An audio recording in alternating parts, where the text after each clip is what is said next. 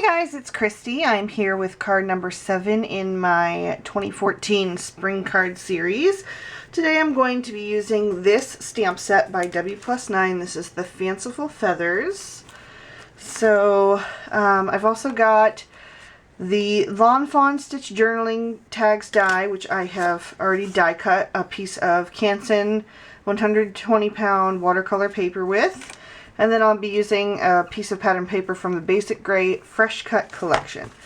So to begin, I'm going to go ahead and stamp our images. And I'm going to start by taking my EK Success powder tool. And I'm just going to rub this really good all over the entire surface because I really want to make sure that I don't get any embossing powder where I don't want it. And now I'm going to begin by inking up my sentiment. This is the thank you sentiment from that set with some Versamark ink. For anyone who doesn't know, Versamark is a really sticky watermark ink that sticks really well with embossing powder. So I'm going to put that towards the bottom of my panel. Okay. I'm going to go ahead and sprinkle some white embossing powder on there so I can see that sentiment a little bit better. This is just some Hero Arts Detail White embossing powder that I keep in this Rubbermaid container. Alright, so I'm going to go ahead and heat set that with my heat tool just so I can see where that is and it isn't getting messed up by my other stamping. And I'll be right back. Okay, I don't know if you can see that. Maybe in the light there. But now I can see that, so I'll go ahead and continue with my images. I've got a couple of the feathers from that set mounted on my acrylic block, and I've just kind of curved those a little bit, which is one of the really great things about stamping with clear stamps is that you can manipulate them and turn them in different directions a little bit. I'm going to start with my biggest one here. Over to the side. Now I'm going to take these smaller ones and I'll ink those up. Kind of add them to my panel. Okay, at this point it's getting hard to tell where I'm stamping, so I'm going to go ahead and put some embossing powder on that.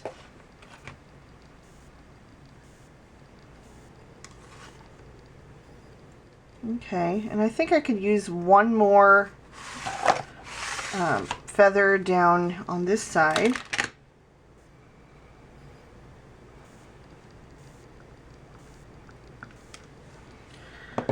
Okay, just add my last little bit of embossing powder, and then I'm going to go ahead and heat set this, and I'll be back to show you the next step. Okay, so I've got several shades of distress markers here, and I have tried to pull my colors out of the pattern paper that we're using. So I have picked raspberry, peeled paint, worn lipstick, mustard seed, and iced spruce. So I'm going to take those, and I've got a piece of scratch watercolor paper here just to clean off my brush on, and I'm going to scribble that color onto an acrylic block. Just going to make myself a little palette here with the different colors. And then I'm going to begin by just picking up some of that color with my watercolor brush and just adding it in. I'm going to be painting inside the feathers as well as outside the lines. Just kind of adding in color here and there. No real rhyme or reason, just how I think it looks good. Making sure to go outside the lines a little bit for that watercolored look. That's the great thing about watercoloring. You get to just be free.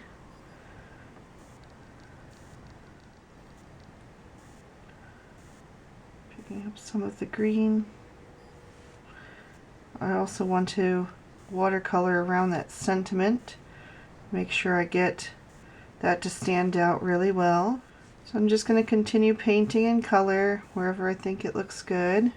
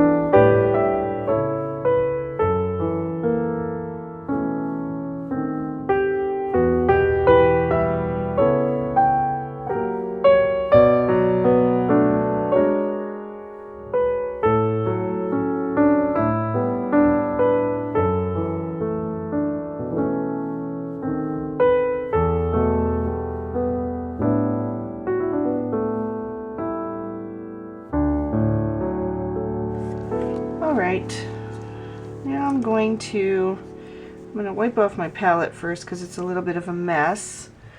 And then I'm just going to scribble a little bit more color on here. Alright, and then I'm going to take my brush and kind of just pick up that pool of color and then tap that onto my panel. Try to get some variations of that color because it's a little more concentrated. And I'll go right into the worn lipstick now. Just doing the same thing. And pick up the mustard seed.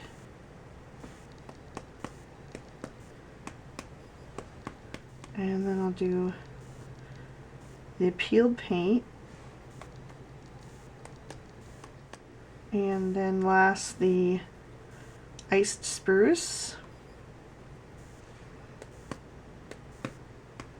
Alright, now I can just dry off my brush and we can set our panel aside to dry a little bit, and then I'll go ahead and wipe off that distress ink after it's dry. We can go ahead and take our card here. This is Spectrum Noir Ultra Smooth Premium White, and our piece of paper from the Basic Grade Fresh Cut collection. Line that up and add that to our card front. Okay. And now we can take our panel here and just go ahead and grab a dry baby wipe or paper towel. This one is still a little bit damp, but I'm just going to be really careful. Okay. I'm going to take some May Arts twine and I'll just wrap that around our card front. I'll go ahead and tie that into a bow.